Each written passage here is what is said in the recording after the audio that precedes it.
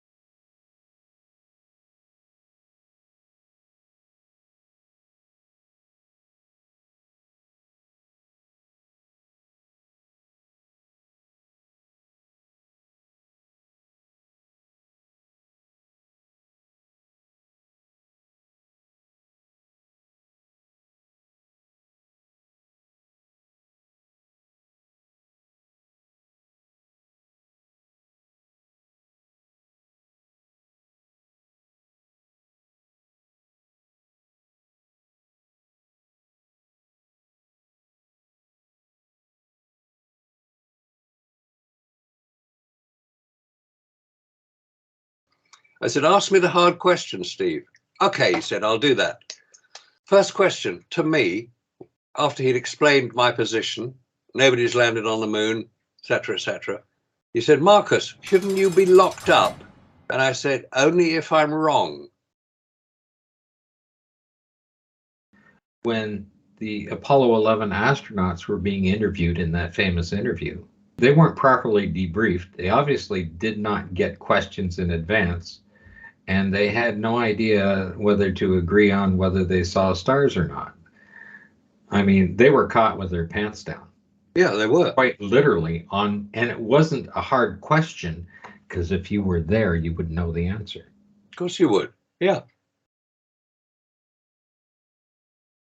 And that's the whole point of that particular interview. There should be no disagreement on such a simple question like that.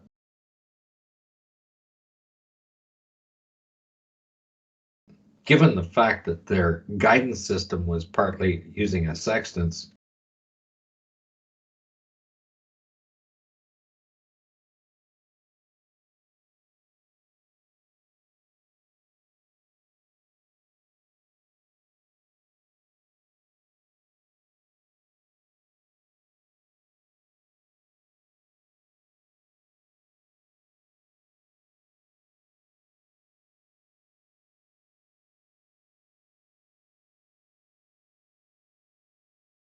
and the stars to go there. Yeah. It's kind of say, well, do you drive your car blind?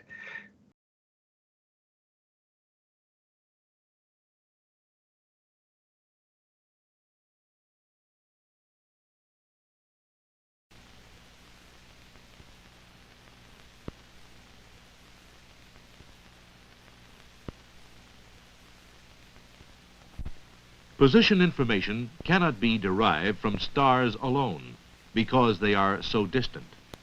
But the positions and orbital motions of the Earth and Moon are well known, and their instantaneous positions as seen against the background stars can be used to derive spacecraft position in relation to these bodies with the required accuracy. In practice, the optical axis fixed to the spacecraft is first directed towards the Earth or Moon by means of spacecraft attitude control systems. Through the 60-degree field of view scanning telescope, a suitable landmark on the Earth or Moon is acquired. The scanning telescope is then used to acquire the desired star image. Slaved so it moves in tandem with the telescope optical system, the sextant field of view now includes both the images of the star and landmark within each of the fields associated with its two lines of sight.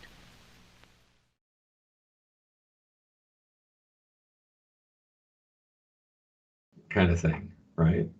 Because if you can't see the stars, their guidance system isn't fully functional at that point. You've got to be able to see the stars if you're using a sextant to navigate by. Well, which are you looking at? I don't think it was a hard question. No, it was wasn't being asked, but they should have known the answer.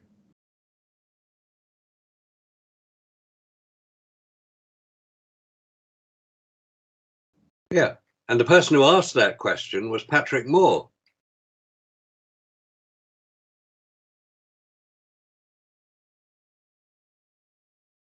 That's a right. UK-based astronomer who has his own television show on The Sky at Night, the longest-running single-presenter television show in history.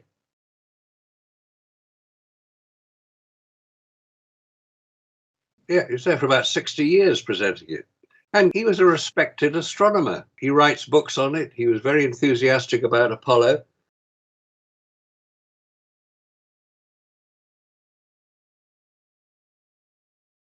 He interviewed Neil Armstrong on his show a few months after that.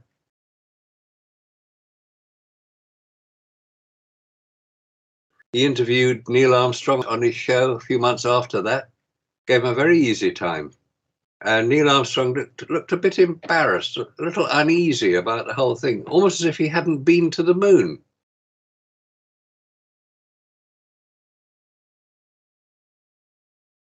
When you looked up at the sky, could you actually see the stars and the solar corona in spite of the glare? We were never able to see stars from the lunar surface or on the daylight side of the moon by eye without looking through the optics. I don't recall during the period of time that we were photographing the solar corona what stars we could see. I don't remember seeing any. When you looked up at the sky, could you actually see the stars and the solar corona in spite of the glare? We were never able to see stars from the lunar surface or on the daylight side of the moon by eye without looking through the optics. I don't recall during the period of time that we were photographing the solar corona what stars we could see. I don't remember seeing any. When you looked up at the sky, could you actually see the stars and the solar corona in spite of the glare? We were never able to see stars from the lunar surface or on the daylight side of the moon by eye without looking through the optics. I don't recall during the period of time that we were photographing the solar corona what stars we could see. I don't remember seeing any.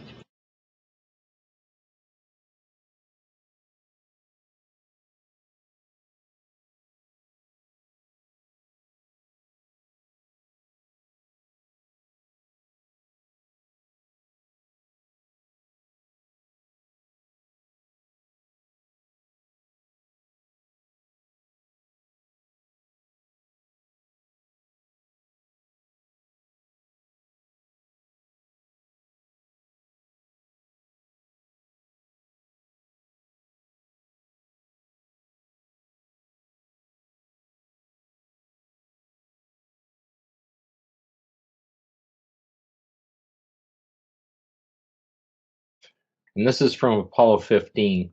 And this is Irwin. Irwin, as a matter of fact, was the very first astronaut to die. He was only 61 years old when he died. He was supposed to be about to meet with Bill Casing.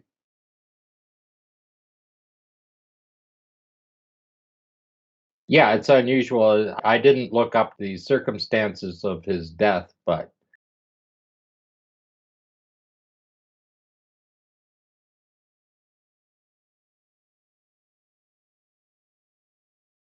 anyway, here's this one photograph, and you can see he's completely covered in nonsense here.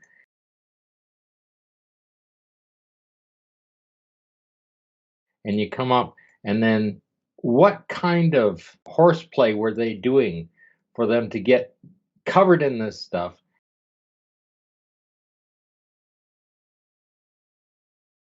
And this is his watch. There's no guts left in it at all. It's just the outer ring.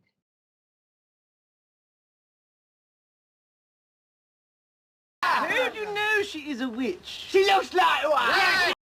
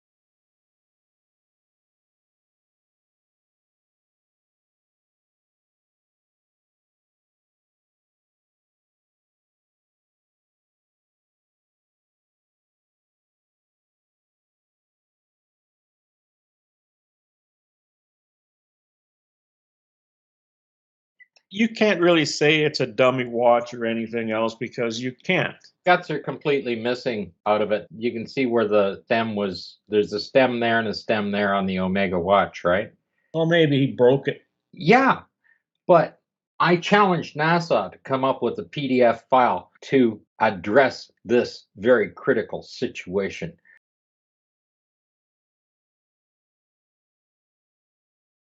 Because let's give the fact that all of your environmental stuff on that suit is on a timer.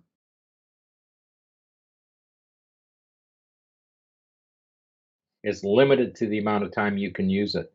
And if you don't have your watch, if you don't know what time of day it is, that's a very critical piece of equipment to have a watch on you.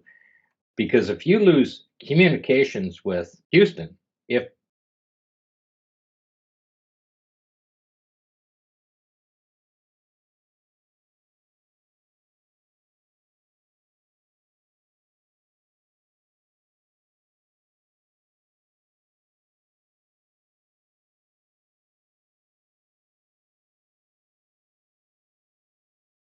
because if you lose communications with Houston, if your partner is no longer alive,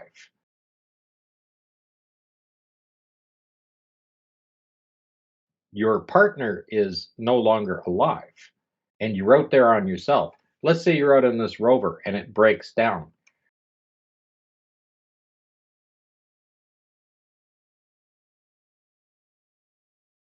Let's say you're out in this rover and it breaks down.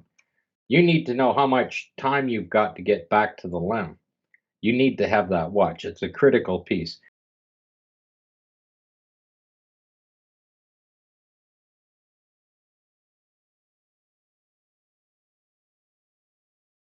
You need to have that watch. It's a critical piece. There's no documentation showing how this watch is broken at this current time.